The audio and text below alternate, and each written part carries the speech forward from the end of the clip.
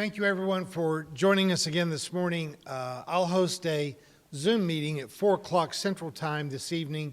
If you want that Zoom link and want to join us to discuss this painfully controversial subject, please do check on the Emerging Church Facebook page or on the YouTube where you see the description of this sermon video.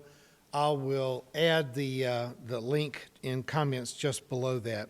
Also, let me just acknowledge the deaths of the spa employees in Georgia. That's sad at several levels and issues with law enforcement as well as in blaming Asians for the pandemic. Our sympathies to the families and survivors and our deep sorrow with those who've passed away.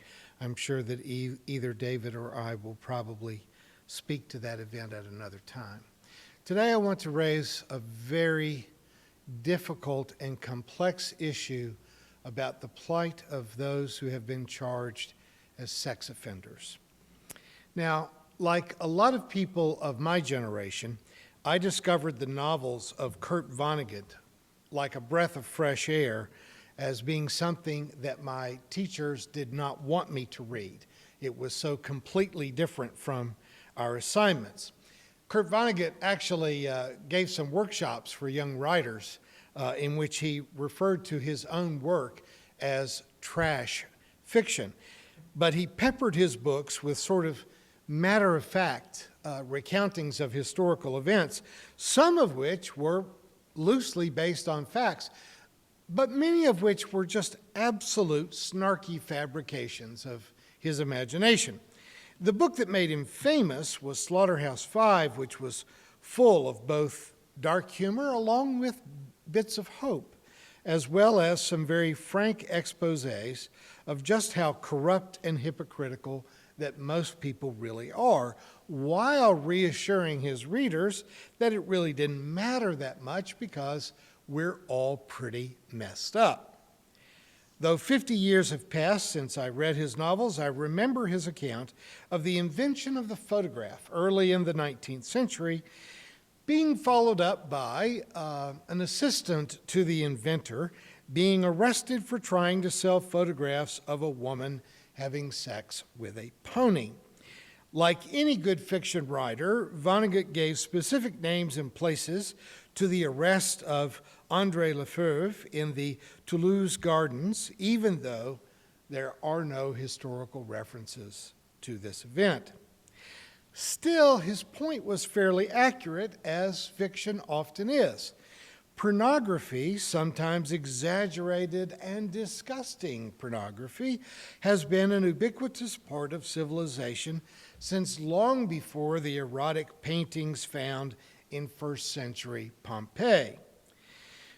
Now, the closest we came to having pornography in my rather puritanical home of origin was the underwear section of the JCPenney catalog and the nudity found in the National Geographic magazines that my uncle sent to me and which were not opened by my parents or siblings. But Vonnegut's more earthy description of human depravity made me feel a lot less guilty about the occasional sojourns that I and my adolescent friends were making into the more ribald literature that was available to us at the local drugstore. Almost every museum of fine art contains more than one Renaissance-era painting of the martyrdom of Saint Sebastian. And most visitors to those museums will stop, read the label, and ask themselves, who was Saint Sebastian? Which is more or less to the point. Historically, religiously, he's a minor character of the 3rd century who probably never existed, but the story goes that he was tied up naked to a post and Roman soldiers shot him with arrows.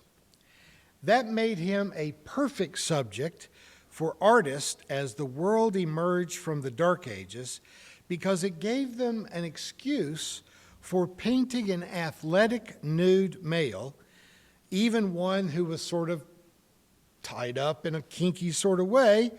And then, as some art instructors might say, we just add some happy little arrows. That made it religious art, when its real purpose was something else entirely. For centuries, we have debated what is art, what is pornography, what is culture, and what is indecent. Most of us can remember when John Ashcroft was Attorney General and the Justice Department spent $8,000 to put a blue drape behind him to hide the bare breasts of a statue of Lady Justice in the Supreme Court building, because John Ashcroft, being a right-wing evangelical, didn't want boobs showing behind him when he was giving a press conference in the Supreme Court. With the rather expensive drapes added, hiding Lady Liberty's chest, we only had to see one boob in those press conferences. But I digress. It's all a bit reminiscent of Lily Tomlin's one-woman show, The Search for Intelligent Life in the Universe, in which she plays a delightfully schizophrenic street dweller who is trying to explain to some imaginary space aliens the difference between an Andy Warhol painting of a can of Campbell's tomato soup and a photograph of a can of Campbell's tomato soup. This is art, this is soup. Art, soup. The sad fact is that our civilization has just never been able to make sense out of our sexuality. And pornography, as a part of our sexuality, confuses us even more. We are simultaneously repulsed and intrigued. I was a seminary student in 1980 when my then wife and I went to the only theater in the small Kentucky town most Friday nights where we lived that only had one theater. And one week they were showing Blue Lagoon, which featured the 14-year-old Brooke Shields in what is broadly considered now to be child pornography. I don't think anyone would have called it art at any point, but no one at the time was calling it kiddie porn. In fact, it got a PG-13 rating even in 1980, but it would not be a film that you could even legally make today. I did my clinical field education in local mental health offices when I was in grad school, and in those years you could still find on the shelves of some of the therapists' offices one of the original editions of the DSM, the Diagnostic and Statistical Manual of Mental Disorders. It's now in its 5th edition, but the first edition listed homosexuality as a diagnosable mental disorder. The DSM-2 that was used in class when I was in graduate school had updated that to sexual orientation disorder, which meant homosexuality, but it had become unpolitic to say homosexuality. And in fact, in one form or another, being a homosexual was still a diagnosable disorder in the DSM up until 1987. The World Health Organization only removed it from their literature in 1992, though they still retain a diagnosis called the ego-dystonic sexual orientation, which can be used to label a homosexual client that you happen not to like.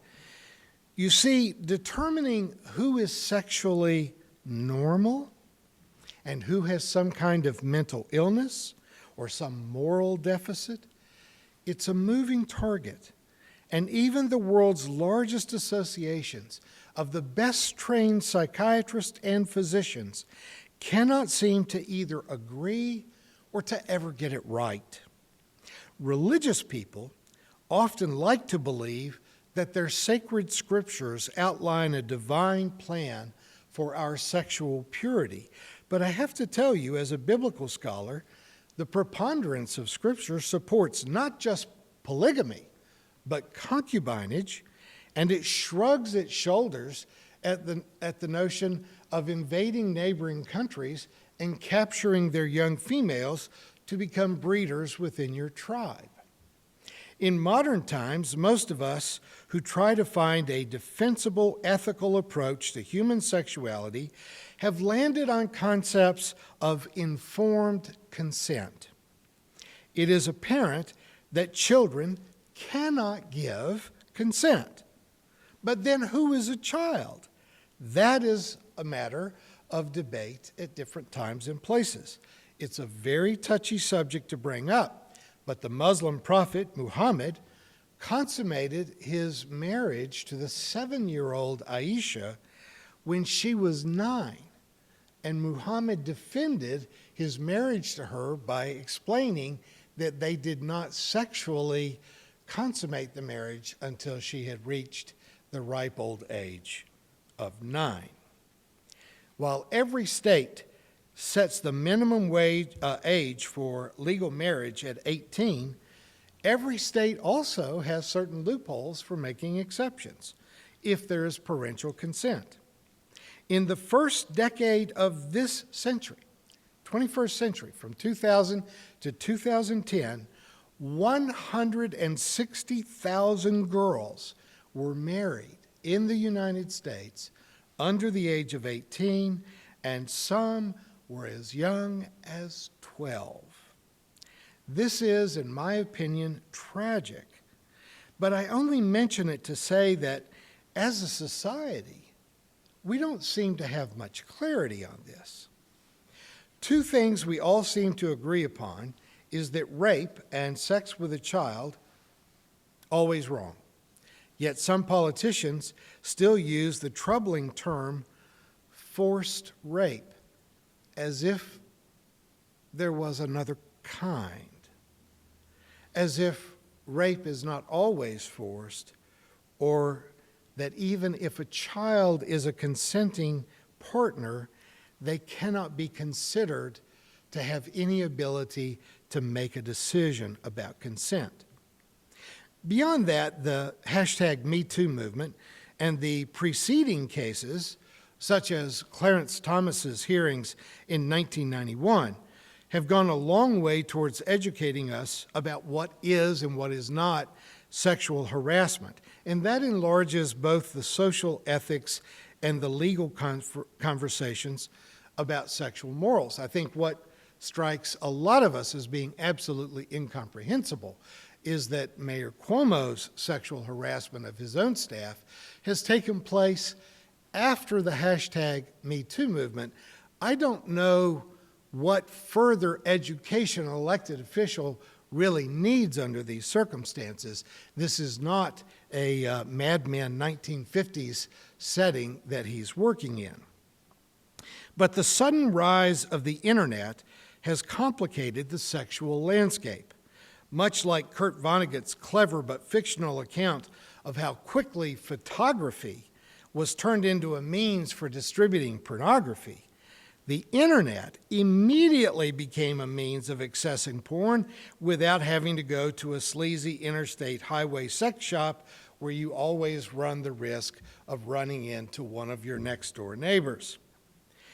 Early estimates were as high as 90% of internet traffic was pornographic. But now most of us have at least one computer logged on to the internet all the time. I have 3. We do all of our work on it. We do most of our research on it. We do a lot of our communication, and during the pandemic, we do most of our socializing on the internet. And yet, experts still give us a more sober assessment that still 1/3 of the traffic on the internet is pornography. And given the diminishing returns from exposure to pornography, it tends to become increasingly pretty rough, with about 80% of it involving violence towards women and not a small amount of it involving children. Rape is illegal, but watching a video that portrays rape, That's even in part of TV shows now. It's in movies. It's in the overwhelming majority of pornography. Watching a child in a sex act, however, is a crime for which many people are now serving time in federal prison, some with sentences up to 20 years. Thousands of people. Though we seem ready to accept that watching a video that portrays rape does not cause the viewer to become a rapist, we still insist that watching child porn turns the viewer into a predator, even though research has demonstrated that this assumption is false.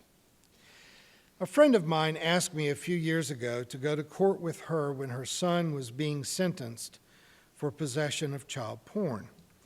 He was in his early 20s, a nice kid, I thought, who had impulse control issues related to a bipolar disorder. Never had sex with an underage girl, never made any attempt to do so, but in the privacy of his own room, without the knowledge of anyone else, he had fallen into a spiraling dark hole of watching porn that involved teenage girls when he was himself a teenager. Now, you might think that a person like that would be court-ordered to receive counseling. They might even be restricted from owning or having access to an internet-connected computer or a smartphone. They might even be required to do a good deal of community service and to report to a parole officer for 3 or 4 years until they have learned that they cannot make that mistake again. No one, least of all me, believes that viewing child porn is a victimless crime. In order to view it, it has to be produced, and the point at which it is being produced, the people that do that have more twisted up imagination than Kurt Vonnegut's truly trashy imagination could cook up. But the people who accidentally find themselves wandering around these dark pages of the web rarely know when they have crossed a boundary. As I've said, our society doesn't know much about where the boundaries are, and certainly not a kid who is on the who has Asperger's or is on the autism spectrum, or a kid with bipolar disorder. By the way, those of you who did see Blue Lagoon, did you get up and walk out of the theater, or did you watch it to the end? But what happens to tens of thousands of young men like my friend's son is he got a 15-year sentence. And when he comes out of prison, he will be on the sex offender list for the rest of his life. Those of you who have looked at the sex offender list in your own neighborhood, and I think you probably should, you're initially alarmed because there may be hundreds of people living in the proximity of your home, but then when you start to drill down and take a look at what their offenses are, the overwhelming majority of people on that list never had sex with a child or never had an experience of sexual abuse. Most of them are charged with pornography in one way or another. One person on the list is the daughter of someone I know personally, a college professor, who at the age of 16 was asked by her boyfriend to text him a picture of her naked breast, which she did. They were both then charged with creating and distributing child pornography. They both are sentenced to a lifetime on the sex offender registry. I'm not sure that those two kids represent any real danger to me or my family. But 99% of the people in prison or on this offender list are men. 83% of them are white. Only 5% have ever actually had sexual contact with a child. Our judicial system barely makes a sentencing difference between a young man watching videos on his laptop in his bedroom and a predator who snatches a child off the street and rapes and murders them. Their sentences are about the same. And in fact, as the parents of any one of these thousands of young people in prison will tell you, if their son or daughter had merely shot and killed someone, they would likely get out of prison sooner, they would have a shorter parole, and they would not have their name on a life-ending, career-ending sex offender registry. With more than 2 million incarcerated Americans now and more than 9 million on parole, we have clearly lost our way in our culture's judicial system, reflexively imprisoning people who obviously need help, who need help with an addiction. Hundreds of thousands of people are in prison because they had a drug addiction. And I feel like now our judicial system is starting to figure out how wrong that is. We're putting together drug courts. Other countries in Western Europe have realized that decriminalizing drug addiction and sending people for treatment makes sense.